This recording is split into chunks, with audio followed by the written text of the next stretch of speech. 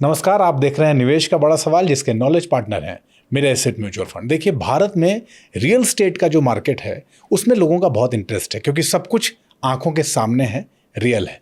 लेकिन real estate में निवेश बिना किसी झंझट के कैसे करें, आज का बड़ा सवाल यही। तो आज चर्चा रिट्स और इनविट्स पे, और हमारे साथ वैल्यू रिसर्च के धीरेन्द्र कुमार सर, बहुत स्वागत है आपका। धन्यवाद आपका अमित। बहुत बेसिक से ही शुरू करते हैं sir.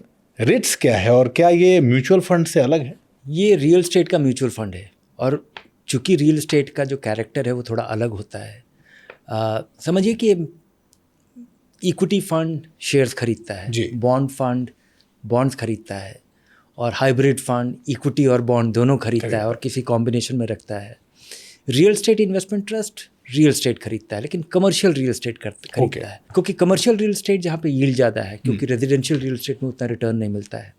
Commercial real estate, warehouses, जो कि कमर्शियली रेंट पे दिया जा सकता हो और उससे आमदनी डिराइव की जा सकती हो। इसका फ़ायदा ये है कि ये जो भी प्रॉपर्टीज़ होता है इसका दाम बढ़ता है जी, और इससे किराया भी मिलता है। जो किराया मिलता है वो अगर यील्ड के टर्म्स में देखा जाए तो वो काफ़ी अच्छा खासा होता है। तो समझिए कि म्यूचुअल फंड है जो कि कमर्शियल रियल एस्टेट या कमर्शियली जिससे मॉल्स, वेयर हाउसेज, उसमें पैसा लगाने वाला ये एक म्यूचुअल फंड है। ये तो हुआ सर रिट्स। अब इनविट्स क्या होता है? इनविट्स आप समझिए कि मकान की जगह, कमर्शियल रियल एस्टेट की जगह infrastructure projects, roads, gas pipeline या कोई इस तरह का प्रोजेक्ट जिसमें कि कोई इनकम डिराइव किया जाता है, उसके आप लंबे समय के होल्डर हो पाते हैं, और उनका ये ओनर होता है इनविट्स। और ये लोगों को छोटे यूनिट्स में लोगों को दे पाता है, और जिस वजह से आप उससे आमदनी डिराइव करते हैं। तो मकान, कमर्शियल रियल एस्टेट हटा करके इंफ्रास्ट्रक्चर प्रोजेक्ट लगा दीजिए, वो इनविट्स है। अच्छा सर, एक मकान या एक दुकान जो प्रॉपर्टी के तौर पे आप खरीदते हैं, उससे ये बेहतर कैसे है? 3-4 नज़रिए से बहुत ही अलग है और बेहतर है। एक तो मकान खरीदने का जो झंझट होता है कि आप पहले खरीदिए, फिर देखिए कि टाइटल ठीक ठाक है, फिर आप जब खरीदा तो आपको मिल गया। कमर्शियल रियल एस्टेट पे जो रेंटल यील्ड है वो रेजिडेंशियल की तुलना में काफ़ी ज़्यादा है। अगर आप एक मकान खरीदते हैं, और ख़ासकर दिल्ली में कि एक बहुत महंगा मकान होगा लेकिन उसका किराया बहुत औना पौना होगा, तो उसकी तुलना में कमर्शियल रियल एस्टेट चूँकि एक कारोबार को दिया जाता है और वो महंगाई के साथ हर साल उसका दाम बढ़ता रहता है, तो रेंटल यील्ड करीब 2% अगर रेजिडेंशियल मकान का दाम पे यील्ड बैठता है, जो आपको किराया मिलता है उसके दाम की तुलना में अगर सालाना रिटर्न देखें तो 2-3% का ही रिटर्न बैठता है रेजिडेंशियल मकान पे। कमर्शियल पे ये बढ़ करके 6-7% हो जाता है। तो करीब आमदनी दुगनी हो जाती है।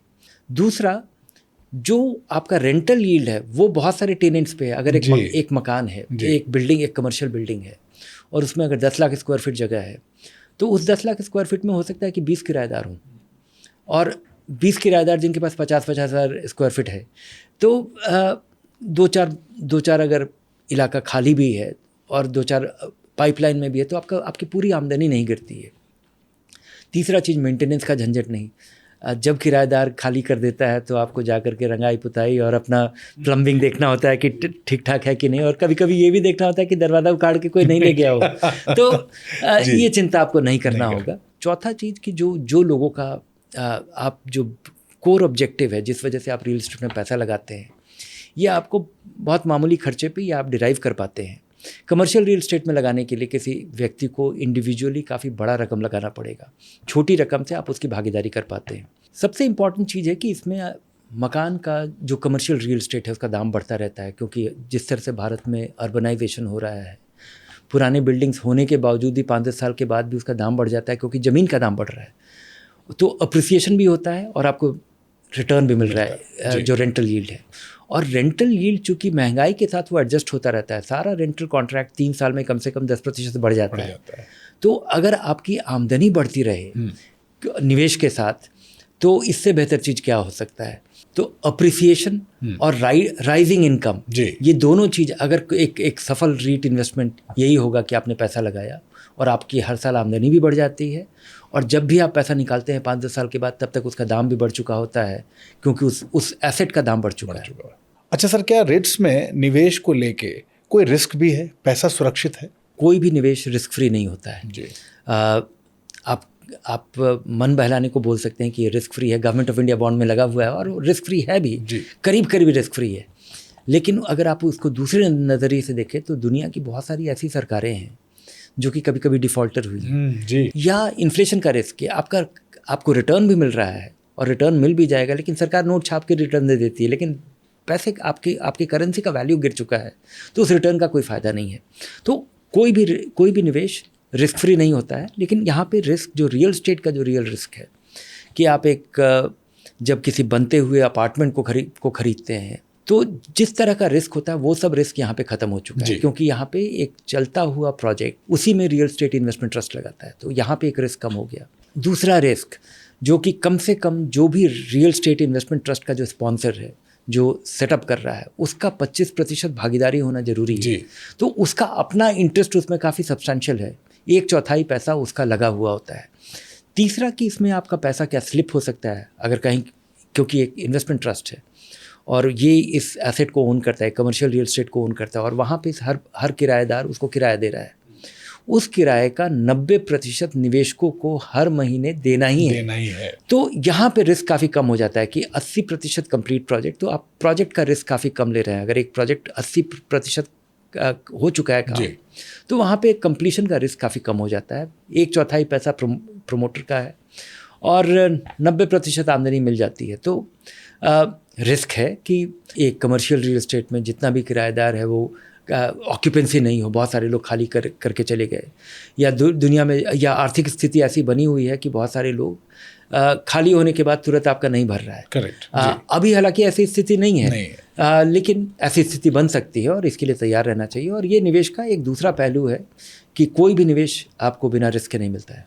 अच्छा सर, इसमें टैक्स का हिसाब किताब क्या होता है? क्या ये म्यूचुअल फंड की तरह ही टैक्स फ्रेंडली है? नहीं, म्यूचुअल फंड से ये थोड़ा अलग है। चूँकि रियल एस्टेट इन्वेस्टमेंट ट्रस्ट में 2 तरीके की आमदनी होती है और दोनों का ट्रीटमेंट अलग अलग होता है। म्यूचुअल फंड में क्या होता है कि एक आपने पैसा लगाया इक्विटी फंड में या डेट फंड में, और डेट फंड में मिलने वाला जो भी रिटर्न है, चाहे वो इंटरेस्ट से आए, डिविडेंड से आए या कैपिटल अप्रिसिएशन से आए, फंड मैनेजर ने शेयर खरीदा, ज़्यादा दाम पे बेच दी और ये जो मुनाफा हुआ, ये सारा कुछ आपके हाथ में जब आता है तो उसका टैक्स ट्रीटमेंट इस बात पे निर्भर करता है कि आपने म्यूचुअल फंड कब खरीदा था। आपने खरीदा और 1 साल के अंदर बेचा तो ये शॉर्ट टर्म कैपिटल गेन्स माना जाता है। डेट फंड में पैसा लगा हुआ है, 2 साल के पहले बेचा तो ये आपकी आमदनी से जोड़ दिया जाता है। म्यूचुअल फंड से मिलने वाला जो रिटर्न है ये इस तरह से भले ही म्यूचुअल फंड को इंटरेस्ट की आमदनी हो रही हो, डिविडेंड की आमदनी हो रही हो, लेकिन आप अगर 5 साल होल्ड करते हैं तो वो कैपिटल गेन्स हो जाता है और उस पर आपके मुनाफे पे केवल 12.5% लगता है।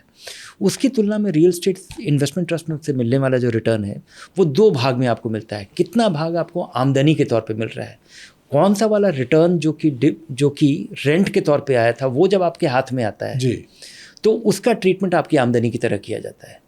और जब आप अपने यूनिट्स को बेचते हैं, आप अपने शेयर्स को बेचते हैं और वहाँ पे जो अप्रिसिएशन होता है उसका ट्रीटमेंट कैपिटल गेन्स की तरह होता है जब आप 3 साल तक होल्ड कर लेते हैं। 3 साल के पहले उससे मिलने वाला अप्रिसिएशन भी आपका आमदनी की तरह टैक्स होता है। तो म्यूचुअल फंड की तुलना में इसका टैक्स ट्रीटमेंट अलग है।